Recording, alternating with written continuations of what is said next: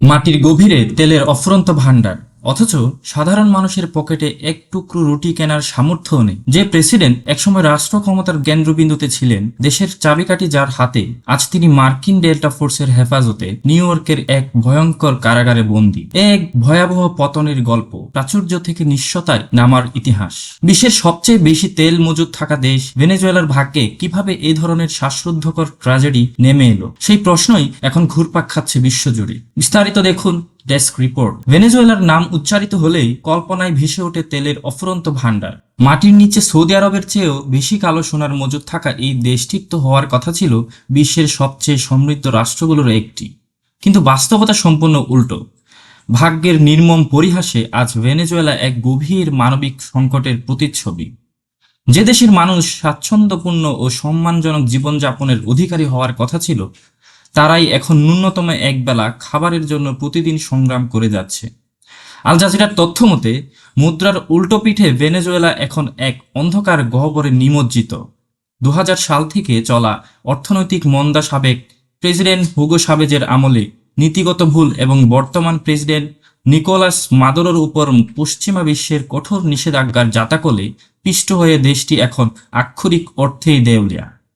ভেনেজুয়েলার এই সংকটের আগুনে ঘি ঢেলেছে সাম্প্রতিক এক নাটকীয় ঘটনা। গত শনিবার ভোরে মার্কিন ডেল্টা ফোর্সের এক ঝটিকা ও অভিযানে আটক হয়েছেন প্রেসিডেন্ট নিকোলাস মাদুরো।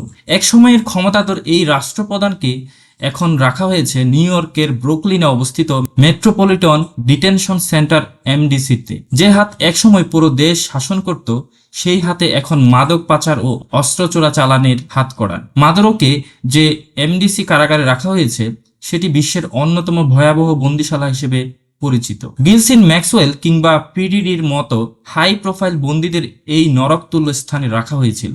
মার্কিন সংবাদ মাধ্যমগুলোর মতে, মাদুরোকে প্রথমে একটি সামরিক ঘাঁটিতে এবং পরে মাদকদ্রব্য নিয়ন্ত্রণ সংস্থা ডিএ এর কার্যালয়ে নেওয়া হয়।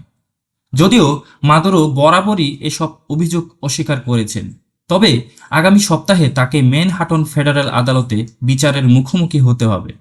ভেনেজুয়েলার অর্থনীতির মেরুদণ্ড ছিল তেল, কিন্তু সেই তেলই আজ তাদের গলার ফাঁস হয়ে দাঁড়িয়েছে। আয়ের প্রধান উৎস হারিয়ে মুদ্রার এতটাই তলানিতে ঠেকেছে যে সামান্য এক প্যাকেট পাউরুটি কিনতে মানুষকে এখন ব্যাগ ভরে টাকা নিয়ে বাজারে ছুটতে হয়। ক্ষুধা আর দারিদ্র্যের তাড়নায় গত কয়েক বছরে হাজার হাজার মানুষ প্রিয় মাতৃভূমি ছেড়ে অজানার উদ্দেশ্যে পাড়ি জমিয়েছেন। বেকারত্ব আর অপরাধ এখন সেখানে নিত্যদিনের সঙ্গী।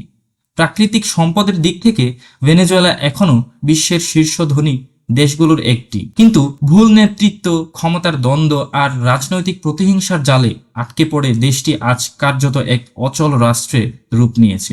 যে দেশ সমৃদ্ধির স্বপ্ন নিয়ে পথ চলা শুরু করেছিল, কেবল ভুল নীতি ও অবিবেচক সিদ্ধান্তের কারণে কিভাবে তা ধ্বংসের কিনারায় পৌঁছাতে পারে, ভেনেজুয়েলা আজ বিশ্ব ইতিহাসে সেই নির্মম শিক্ষারই এক জীবন্ত উদাহরণ। Sadek Chowdhury, enter TV news, Dhaka.